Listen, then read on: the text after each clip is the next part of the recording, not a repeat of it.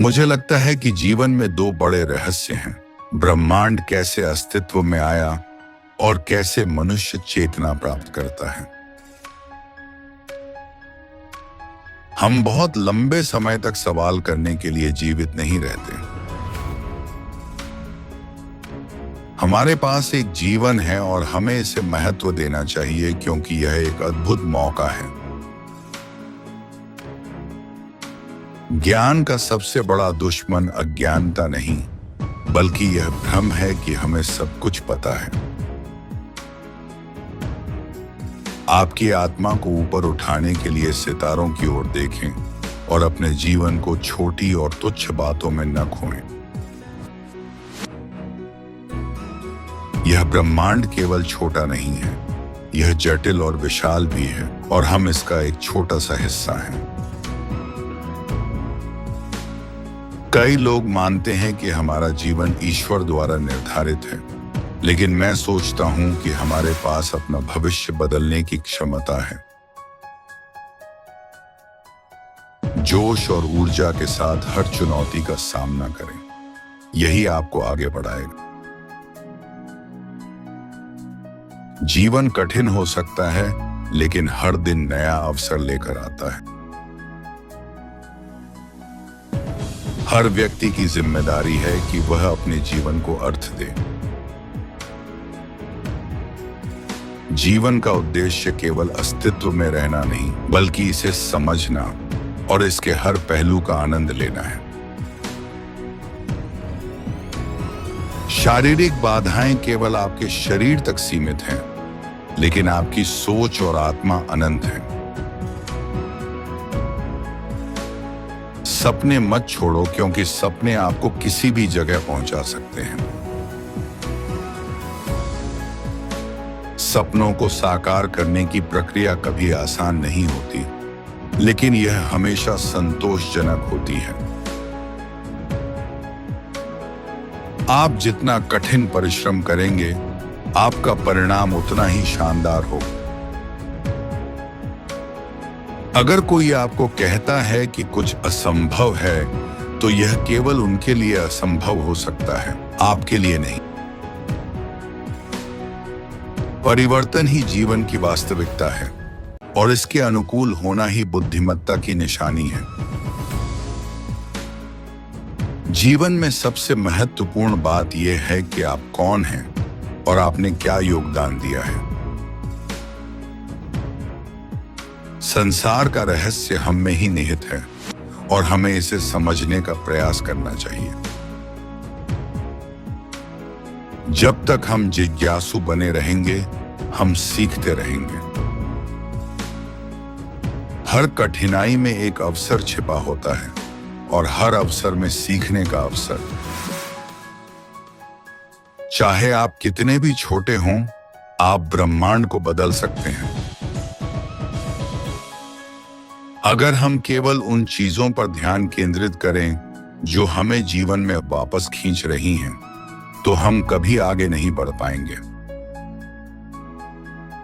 यदि कोई आपको कमजोर समझता है, तो उसे अपनी ताकत दिखाएं।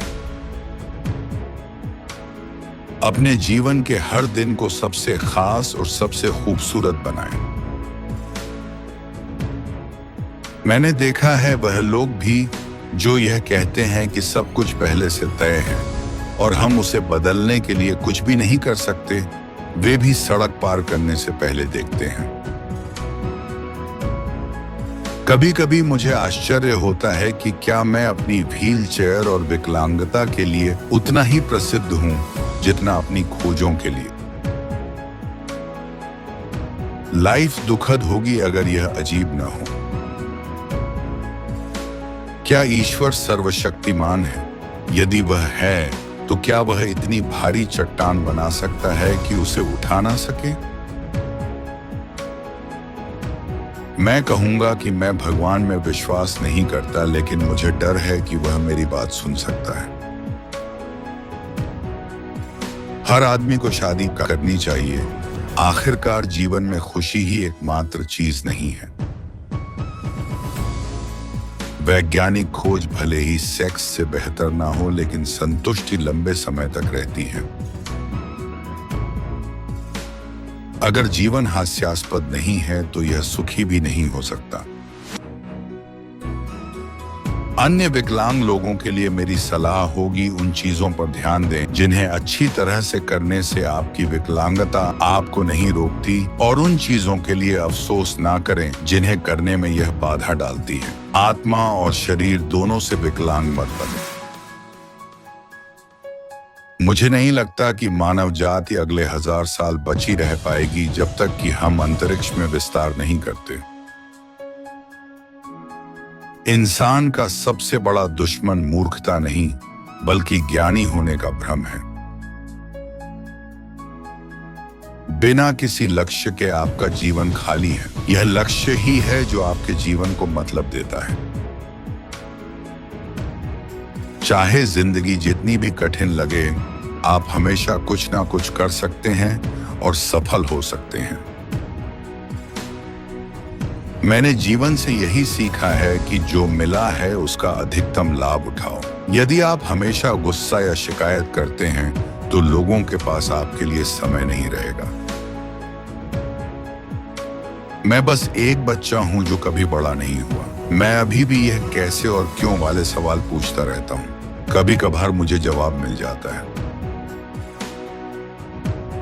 मैं मौत से नहीं डरता, लेकिन मुझे मरने की कोई जल्दी नहीं है। एक बार मैं रोया कि मेरे पास जूते नहीं थे। तभी मेरी मुलाकात एक ऐसे व्यक्ति से हुई जिसके पैर नहीं थे। अगर टाइम ट्रेवल पॉसिबल है तो फ्यूचर के टूरिस्ट कहां हैं? महिलाएं वे पूरी तरह से एक रहस्य हैं। मेरा मानना है कि ऐसी कोई चीज नहीं है जो असंभव हो, क्योंकि चीजें खुद को असंभव नहीं बना सकती। हम एक औसत तारे के छोटे से ग्रह पर रहने वाली बंदरों की एक उन्नत नस्ल हैं, लेकिन हम ब्रह्मांड को समझ सकते हैं। यह हमें कुछ खास बनाता है। आप जो भी करें उसे अपना लक्ष्य बना लें। जैसे ब्रह्मांड को समझना ही मैंने अपना लक्ष्य बना लिया। मेरा लक्ष्य स्पष्ट है। यह ब्रह्मांड को पूरी तरह समझना है। यह जैसा है वैसा क्यों है, और आखिर इसके अस्तित्व का कारण क्या है। शांत लोगों का सबसे तेज दिमाग होता है। स्मार्ट लोगों के बारे में बात यह है कि वे मूर्ख लोगों को पागल लगते हैं। गलतियां करना ठीक है, कुछ भी परफेक्ट नहीं है, क्योंकि परफेक्शन के साथ हमारा अस्तित्व ही नहीं रहेगा। युवाओं के लिए यह बहुत महत्वपूर्ण है कि वे आश्चर्य की भावना बनाए रखें और पूछते रहे कि क्यों। मेरा विचार है कि सबसे सरल व्याख्या यह है कि कोई ईश्वर नहीं है। किसी ने ब्रह्मांड नहीं बनाया और कोई भी हमारे भाग्य को निर्देशित नहीं करता। यह मुझे एक गहन एहसास की ओर ले जाता है। संभवतः कोई स्वर्ग नहीं है और कोई परलोक भी नहीं है। ब्रह्मांड के भव्य डिजाइन की सराहना करने के लिए हमारे पास यही एक जीवन है, और इसके लिए मैं बेहद आभारी हूं। मैं कोई भी भौतिक शोध पुरस्कार और प्रशंसा पाने के लिए नहीं करता, बल्कि ऐसे प्रयोग और खोज करना जिन्हें पहले कोई नहीं जानता मुझे आनंद देता है। परिवर्तन के अनुकूल होने की क्षमता ही बुद्धिमत्ता है। आक्रामकता हर व्यक्ति की सबसे बड़ी शत्रु है। अगर बदलाव चाहते हैं तो बुद्धि को विकसित करना होगा। जब किसी की उम्मीद एकदम खत्म हो जाती है, तब वह सचमुच हर उस चीज की महत्ता समझ पाता है जो उसके पास है। हमें अपने लालच और मूर्खता से खुद को नष्ट करने का खतरा है। हम एक छोटे और तेजी से प्रदूषित और भीड़भाड़ वाले ग्रह पर खुद को मौजूद नहीं देख सकेंगे। मुझे लगता है मानव जाति का कोई भविष्य नहीं होता यदि हम अंतरिक्ष में नहीं जाते। मुझे हमेशा यह गर्व रहेगा कि मैंने ब्रह्मांड को जानने में एक महत्वपूर्ण भूमिका निभाई। विज्ञान के क्षेत्र में कई नई खोजें की और लोग मेरे इसी योगदान की प्रशंसा करते हैं। काम आपको अर्थ और उद्देश्य देता है और इसके बिना जीवन अधूरा है। मेरे पास इतना कुछ है जो मैं करना चाहता हूं। मुझे समय बर्बाद करने से नफरत है। मैं ईश्वर से नहीं डरता, मैं उसके विश्वासों से डरता हूं। पढ़ने और अधिक से अधिक ज्ञान प्राप्त करने से बेहतर कुछ भी नहीं है। महत्वपूर्ण यह है कि हमें सृजन करने की क्षमता है। अतीत भविष्य की तरह निश्चित है और केवल संभावनाओं के एक स्पेक्ट्रम के रूप में मौजूद है। यदि शुरुआत में आप सफल नहीं होते हैं तो प्रबंधन का प्रयास करें। विकलांगता सफलता में बाधा नहीं बन सकती। पूरी तरह से एआई का विकास मानव जाति के अंत का कारण बन सकता है। एक बार जब आप इसे मेरे तरीके से समझ लेंगे तो मेरे साथ जुड़ना वास्तव में आसान हो जाएगा। कोई यह सिद्ध नहीं कर सकता कि ईश्वर का अस्तित्व नहीं है, लेकिन विज्ञान ईश्वर को अनावश्यक बना देता है। भौतिकी के नियम किसी निर्माता की आवश्यकता के बिना ब्रह्मांड की व्याख्या कर सकते हैं। विज्ञान के नियम अतीत और भविष्य के बीच अंतर नहीं करते। किसी समस्या को हल करने से लेकर वास्तव में उसका उत्तर मिलने तक हमेशा एक लंबा रास्ता तय करना पड़ता है। विज्ञान लोगों को गरीबी और बीमारी से निकाल सकता है और वह बदले में सामाजिक अशांति खत्म कर सकता है। क्योंकि गुरुत्वाकर्षण जैसा एक नियम है, ब्रह्मांड स्वयं को कुछ नहीं से सृजित कर सकता है और करेगा। जो लोग अपनी आईक्यू के बारे में डींगे हाँकते हैं, वे लूजर होते हैं। दिव्य रचना से पहले भगवान क्या कर रहा था? कोई कुछ दिन आगे से अधिक मौसम का अनुमान नहीं लगा सकता। मैं मानता हूं कि ब्रह्मांड विज्ञान के नियमों द्वारा संचालित होता है। हो सकता है यह नियम भगवान द्वारा बनाए गए हों, लेकिन भगवान इन नियमों को तोड़ने के लिए हस्तक्षेप नहीं करता। यदि आप यूनिवर्स को समझते हैं तो एक तरह से आप इसे नियंत्रित करते हैं। वास्तविकता की कोई अनूठी तस्वीर नहीं होती। हम यहाँ क्यों हैं? हम कहाँ से आते हैं? परंपरागत रूप से यह फिलॉसफी के सवाल हैं, लेकिन फिलॉसफी मर चुकी है। ब्रह्मांड से बड़ा या पुराना कुछ भी नहीं है। ऊपर सितारों की तरफ देखो, अपने पैरों के नीचे नहीं। जो देखते हो उसका मतलब जानने की कोशिश करो और आश्चर्य करो कि क्या है जो ब्रह्मांड का अस्तित्व बनाए हुए हैं। कई लोगों को ब्रह्मांड कंफ्यूजिंग लगता है, ऐसा नहीं है। एक समय टाइम ट्रेवल को वैज्ञानिक विधर्म माना जाता था और मैं इसके बारे में बात करने से बचता था कि कहीं मुझ पर सनकी का लेबल ना लगा दिया जाए।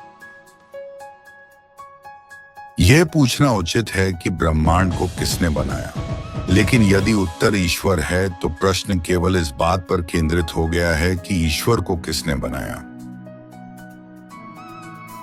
मैं मानता हूं कि जिन्हें लाइलाज बीमारी है और वे अत्यधिक पीड़ा में हैं, उनके पास अपना जीवन समाप्त करने का अधिकार होना चाहिए और जो उनकी मदद करें उन्हें अभियोग से मुक्त रखना चाहिए।